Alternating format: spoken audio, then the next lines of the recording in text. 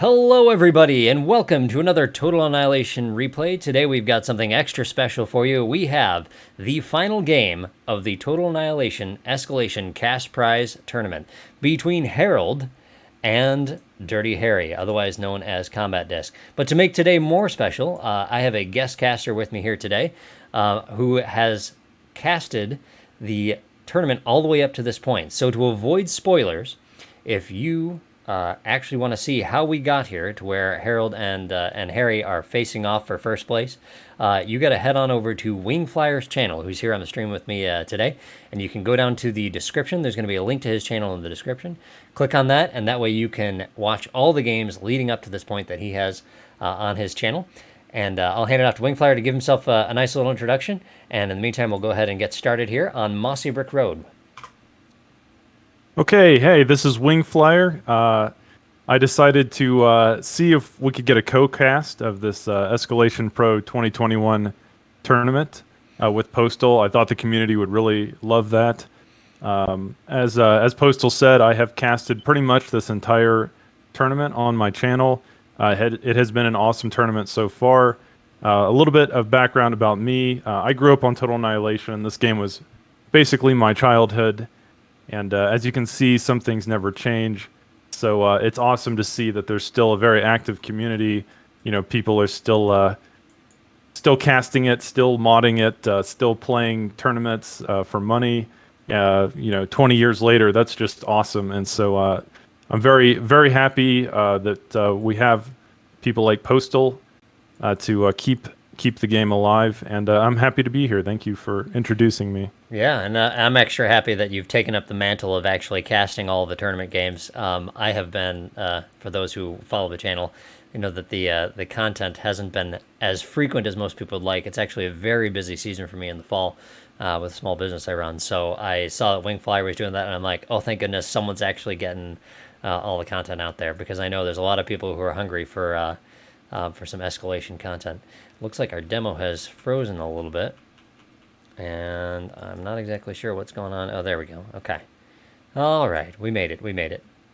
Yeah, I've said in some of my videos that I've casted of this tournament. Harald says easy win here, so a lot of easy win. The trash tech has already started. Looks like there's a drop screen on one of the watchers, and they just say play on at this point, which I appreciate that. So Harry on the left here is Combat Disc in purple. He's gone Vehicle. Harald on the right has gone K-Bot.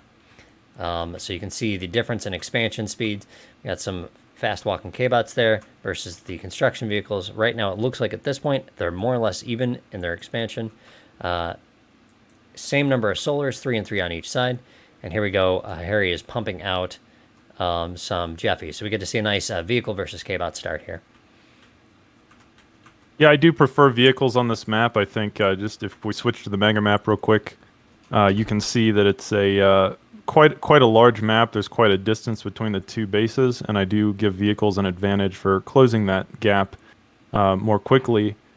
Just to react to something you said earlier, I said on my channel in one of my first casts, I was a little disappointed that there wasn't more casting of Escalation out there, and so I was like, well, if I'm not just going to sit here and cry about it, I guess I'll just do it myself. And so that's what ended up happening, is I just decided to, as you said, take up the mantle. Yep, you got to be the change you want to see in the world. Yeah, exactly. And it's actually exactly why I started my channel, because I'm like, there is no good Total Annihilation competitive content on YouTube. I'm like, I think I can do that, and so I just kind of jumped in and filled that void. So here we go. It looks like Harry, I don't know why he's stopping here without being aggressive. Oops, we're gonna stop that. And so he's actually gonna leave these guys pretty vulnerable to the AK rush. Yeah, he doesn't want to walk into those AKs. AKs certainly have an advantage in combat with those Jeffies. So if he can keep them away from the AKs, that will be ideal. But it does look like Harald doing a good job of kind of surrounding him here, preventing him from getting that harassment done that he so desperately wants.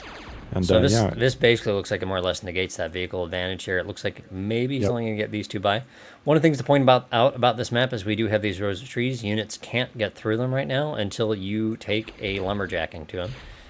I think we've shown another one of those types of maps on this channel before. And one gets through. I can't imagine that that's going to be as brutal as he wants to. And here in come the flashers. Yeah, flashes will be really good against AKs. Very strong, just quite a bit more powerful in every way, more health, more damage, and faster. So, yeah, I do think Combat Disc at this point, going to try to get those flashes into his opponent's base, maybe get some harassment done. But we are in the grand finals, and we are very high skill level for both of these players. So they can easily walk and chew bubblegum. They can both attack and defend, I would say, really well. And so we'll have to see if either player can get some economic harassment done here early on. So here we have, looks like Harry went down and lit these trees on fire with his Jeffy. And it looks like Harald is doing the same. And that'll make them easier to lumberjack in the future. Here come the flashes. I'll go ahead and crank the speed here so we can go ahead and keep moving. We have a bunch of games to get through here. Yeah, as I said, flashes... Forced fire, RIP, to all the little critters in there. 3 flashes versus a horde of AKs. I can't imagine that's going to go well for the flashes. Little anti-air in the back. At this point, you can kind of see the difference between the vehicle and the K-Bot start. Looks like Harry is sitting around 38 metal to Harald's 32. So his expansion's a little bit more, but there's just this big old ball of AKs in the middle. Yeah, we'll have to see if Combat Disc can stop this huge AK push. It does look like he has some flashes, and he's building a light laser tower at the moment. It may be difficult to stop this, so we'll have to see how he defends it. I am curious which player is going to go air first. Let's make some predictions. Who do you think will be the first player to build an aircraft plant? I don't know if we're going to get there. Oh, you don't think so? First con goes down. You know what? No, I'll put my money on Harald. You think Harald? Okay, there we go. Looks like the LLT and the flashes managed to clear it out. The big AK numbers didn't necessarily work, but we have a Mac. This is like, for those who are familiar with OTA, it's like a beefy AK. So it has a nice green laser, more range, a little bit more. It's definitely tougher too. Significantly more expensive. This little I call it the core right equivalent of the Warrior. The Mac is kind of the core equivalent of the Warrior. It's kind of slow, beefy, but very strong against T1 units. So idle cons, we can scold Harald on that one. T2 coming out by Harry on the left side. Yeah, it looks like Harry, the first player to advance to T2, or the first one at least to attempt to advance to T2, and yep, there we go. No, it does look seconds, like seconds later yeah. we have and these. Oh, there we go, and Harry's is done. Harald's is still in process at this point. So we have vehicles and K-Bot, and Harald has gone ahead and gone air. I don't know what we had bet on that, but it looks like he has his up just a few seconds earlier. Geos with the Geo upgrades to control the energy. Harald is ahead on energy at this point, and it looks like overall on resources. This is one of the things that I've found that is useful to do. The instigators are going to be able to be a little better at soaking damage for units like the Mac and the AKs, which, as far as firepower to armor ratio, they don't have as good of armor. So they would die too quickly without something to kind of chew up some of the damage. AKs will be able to do that. I mean, sorry, the instigators will be able to do that. But yeah, as we see, Combat Disc building some bombers, nothing unexpected there, and also bringing in those Panthers to the front line. We'll have to see how those Panthers do. Certainly they have an advantage over Harald's current composition, so if he can get enough Panthers into the front line there and bring them into the heat of the battle, I would think that he would have an advantage, and maybe Harald realizing this, kind of walking away from that engagement. Harald goes for the lumberjack option. And then, as a result of just the void in the middle, Harry is pushing straight up the front. I don't think a pair of light laser towers is going to be enough for that laser beam force. Here we have some Reapers. Now, these have these nice direct fire riot cannon. It looks like they're going to make pretty quick work of this force. We need they do. It looks like 4 Reapers goes ahead and solves that. But the lumberjacking operation is done. It doesn't look like... I don't see a radar down here by Harry, so that's going to leave him kind of flat-footed. Yeah, he sees it now. And you can see this. You can see in the fog of war. You see the laser beam splashing. So he's dropped another laser tower, but that's probably not going to be enough for this. Here we have the T2 flash, the bandit. I do really like the sound effect on these. And that clears him out of that space, so he loses that expansion. But yeah, great little, like you said, lumberjack operation there by Harald. It does look like he at least got some economic damage done. Kind of made his opponent chase him around. So I would say that was a successful little raid there. The Reapers are more than enough here to be able to kind of plug this middle. Panthers aren't going to be able to cover that. Now, it looks like he's countering the Reapers with Bulldogs. These cost a bit more here than the Panthers do. 701 metal, so that's more than a T1 factory for that tank. The combat disc building, quite a fleet of bombers, and where do you think he's going to target with those? Where do you think he's going to take those bombers? Energy is a very common thing to attack in escalation, so I imagine he'll be going after the geos with those if I just had to guess, although we can wait and see. He's got... these Reapers are probably...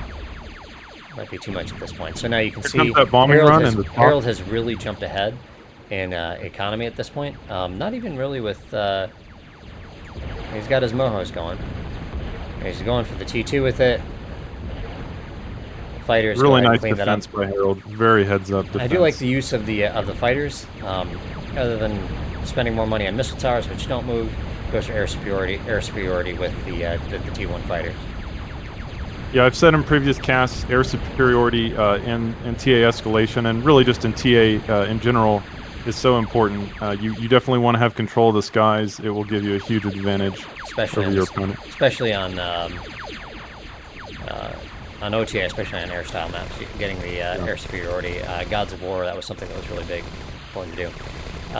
Cheeky run by Harry right there to nab a pair of cons. Gets out of dodge before he gets his bandits wasted.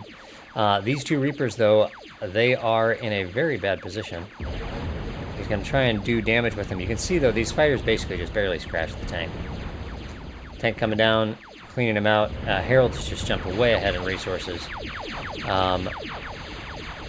This is actually really nice by Harald. This is a token force, but he's got Harry countering with a significant investment in heavy laser towers for 4 instigators. So this is just ends up going to be wasted in this moment, whereas the Reaper is just absolutely tearing it up. We have our 7-kill Reaper right there. Yeah, as you can see, the Freedom Fighters have been nerfed quite a bit in escalation. They don't do nearly as much damage against ground targets as they do in OTA. But over time, given enough, harassment, they will eventually take out a single Reaper. But here we have some juicy targets. He could take out those con planes. Just out of line of sight. There he goes. Cleans up the con planes, slows down the expansion. Con planes are fantastic at expansion that's in OTA too, where you just take one con plane, you guard a second one, because you can't... It's not like Supreme Commander where you can select a half dozen cons and have them all build the same thing. Instead, you would just select one, and then take your remaining cons and guard that single con, and then go out and you can build a bunch of things using the high mobility of the air construction units, and then boosting that build power by having them guard. So you can see Harald's just really got solid control of his entire section of the map to include in the middle of the trees here, whereas Harry barely has his stuff down here on the left cap. Right up in the middle, you can see all this is capped too, with his factory centrally located, whereas Harry's got to come up this ramp too. I'd definitely say this game is looking like Harald is in control. Yeah, and certainly now that he's bringing Goliaths in, Goliaths have very good counter to Bulldogs, especially once you get them in number. They are just quite a bit stronger. They have more health. They do more damage. And in general, if he can mass up Bulldogs, if he can mass up Goliaths against these Bulldogs, he should certainly have an advantage in the coming battles. So, big time air superiority here by Harald. Oh, it looks like he snuck some pyros through. Pyros, and he still didn't. Does he not have the radar down there? So there was a saying by Abe: 70 metal is a small price to pay for what a radar might tell you. Loses 2 units. Very successful raid there with the pyros, it looks like, and he's also bringing in his Avenger to clean out the air. Nice job by Harald. You notice a little dancing you see? That's a fun thing to do there with your fighters. Yeah, overall Harald playing this very well. He's doing really good harassment of his opponent. He's keeping him kind of stuck in the middle so he can't push forward, and overall he's just kind of slowly picking Combat Disc apart. Yeah. We'll have to see what Combat Disc wants to do to try to retaliate. At this point, probably throw in the towel. Yeah. So Harry's got the slightly bigger force here. He's got some ground anti-air missile units that'll help protect him. And here you go. We got this nice slingshot. These are T2. Yeah, they're T2. And so I think, are they rapid fire? Yeah, they are. They fire. It's like a ultra defender, basically. Fusion going up, so the economy is just really exploding by Harald at this point. Harald is nearly double Harry's resources. Pyro's just torching stuff. And we have a little bit of a freeze going on from before. So, while we're waiting for the game to recover, we can take a look around. You can see Harald has self-destructed these. You might get that resource generator. That would be a very nice pickup. Oh yeah, he gets it. Nope, he ran through. Oh, did he not kill it? Yeah, it doesn't look like it died. It looks like we got a bit of a lag issue. One person's in Italy. Yeah. Okay, so there's definitely something. It was Fireworks. One of the watchers seems like he's timed out, and so that's causing a little bit of the issues. Okay, here we go. We got an advanced radar, giving him information about this. I love Dominators and Escalation. These are basically just like high-powered slashers, and I love slashers.